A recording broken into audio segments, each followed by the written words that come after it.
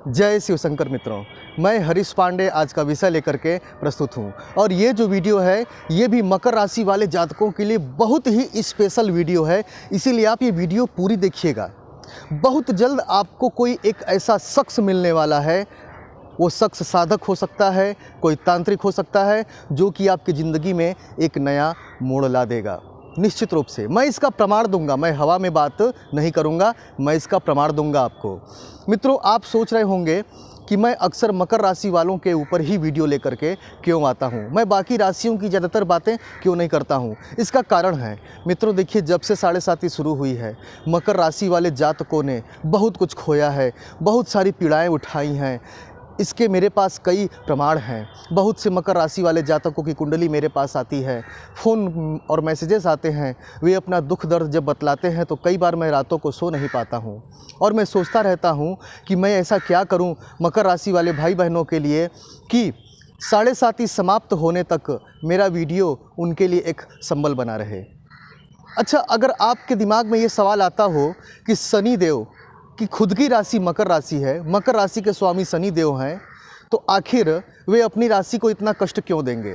ऐसा सवाल मकर राशि वाले जातकों के दिमाग में भी आता होगा। तो मैं आपको एक बात बतला दूं कि उनकी खुद की राशि मकर है, वे मकर के स्वामी हैं, इसीलिए तो वे ज़्यादा कष्ट देते हैं अपनी 7.5 में। इसका प्रमाण क्या है? देखिए, मैं आपको बतला रहा हूँ। जैसे कि ये आपका शर्ट है, आपने ये शर्ट पहना हुआ है, इस शर्ट पे कोई आकर थूक जाए तो आप तुरंत बिना देर किए उस दाग को हटाने, उस थूक को मिटाने में लग जाएंगे, अपने शर्ट को तत्काल स्वच्छ करेंगे, क्योंकि ये आपका अपना शर्ट है। इसी प्रकार से आपका कोई अत्यंत ही निकट कोई गलती करता है तो आप भी चुप नहीं बैठेंगे, तत्काल उसे उसकी गलती बताएंगे या ज़रूरत पड़ने पर उसको दंड भी दे सकते हैं। इसी प्रकार से खुद की राशि होने के कारण शनि देव मकर राशि वालों के लिए हमेशा टाइट रहते हैं। थोड़ी भी गलती हुई तत्काल उसका दंड देते हैं अपनी 7.5 में, और पहले की हुई गलतियों का सूद समेत भरपाई करवाते हैं, वो दंड दे करके, सज़ा दे करके। थोड़ा ये बहुत ज़्यादा दुष्कर हो जाता है जब वो दंड देना शुरू करते हैं, व्यक्ति अंदर से बिल्कुल मर सा जाता है, सूख सा जाता है। लेकिन एकमात्र शनि ग्रह ही ऐसे हैं जो छीनते जब है ना, तो तीसरे चरण में उसे लौटाते भी हैं।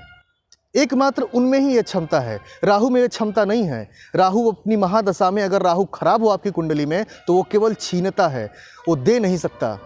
देगा तभी जब वो आपकी कुंडली में अच्छा होगा। लेकिन शनि देव 7.5 के 2 चरण यानी लगातार 5 साल तो छीनते चले जाते हैं, लेकिन आखिरी चरण में, आखिरी के 2.5 साल में वे उसकी भरपाई सूद समेत करते हैं। पता ही नहीं चलेगा कि कभी जख्म हुआ भी था। खैर, मैं अपने मुद्दे पर आता हूँ। मैंने क्या कहा, बहुत जल्द आपको कोई ऐसा शख्स मिलने वाला है। चलिए मैं पहले ये बताऊँ कि उसका प्रमाण क्या है।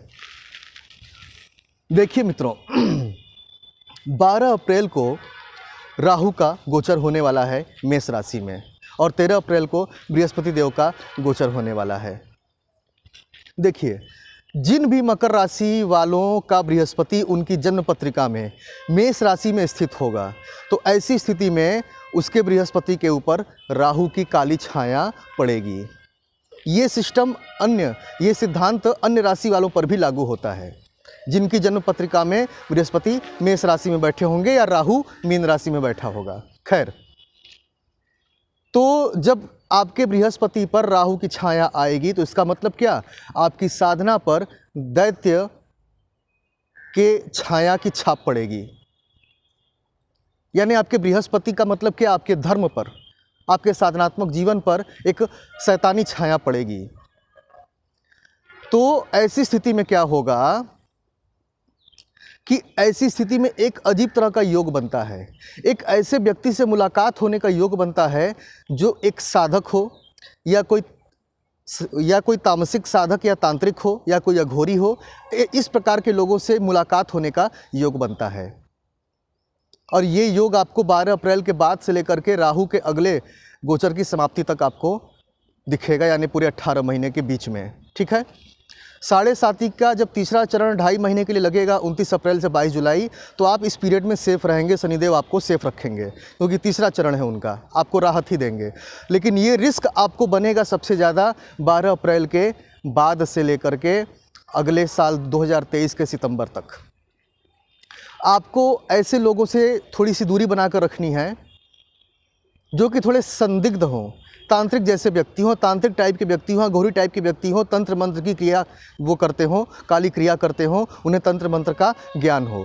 ऐसे लोगों से आपको दूरी बनाकर रखने की मैं सलाह दे रहा हूं मकर राशि वाले जातकों को, क्योंकि ऐसे व्यक्ति के आपके जीवन में आने का पूर्ण योग बन रहा है।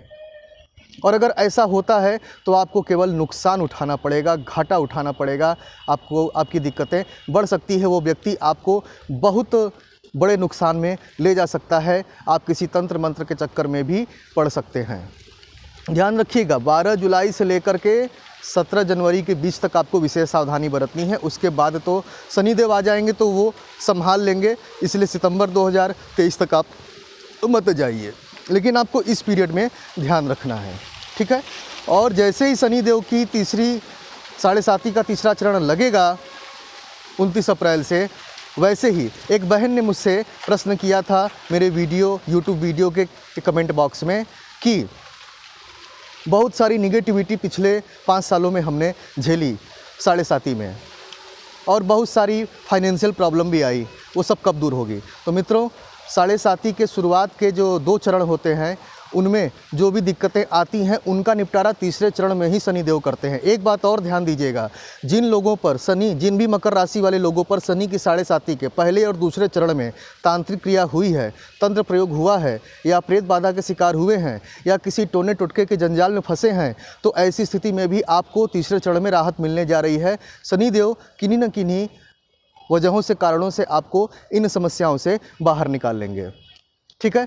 तो आपको बस एक बात का ध्यान रखना है कि राहु का जो गोचर होने जा रहा है 12 अप्रैल का, वो मकर राशि वालों के लिए नेगेटिव है।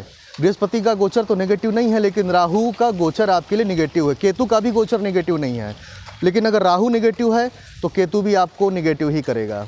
तो राहु के गोचर की नेगेटिविटी को दूर करने के लिए मैं फिर से उपाय बतला दे रहा हूँ आपको कि आपको काले उड़द की पकौड़ी सरसों के तेल में छानकर बांधकर किसी कुष्ठ रोगी या किसी अंग भंग भिक्षुक को खिलाना है, और उसे साथ ही कुछ दक्षिणा दे देनी है, 51 या 101 रुपये। कम से कम सिक्के की संख्या उसमें होनी चाहिए, 1 या 2 या उससे ज़्यादा, ठीक है। इतना आप ध्यान रखिएगा। काले कुत्ते की सेवा कीजिए, इससे भी आपका राहु केतु शनि बिल्कुल बैलेंस होता है। काले कुत्ते की सेवा का मतलब ये है कि उसे ब्रेड और दूध खिलाइए या बिस्किट ही खिला दीजिए, ठीक है। तो आज के लिए बस इतना ही, मुझे आज्ञा दीजिए। जय शिव शंकर।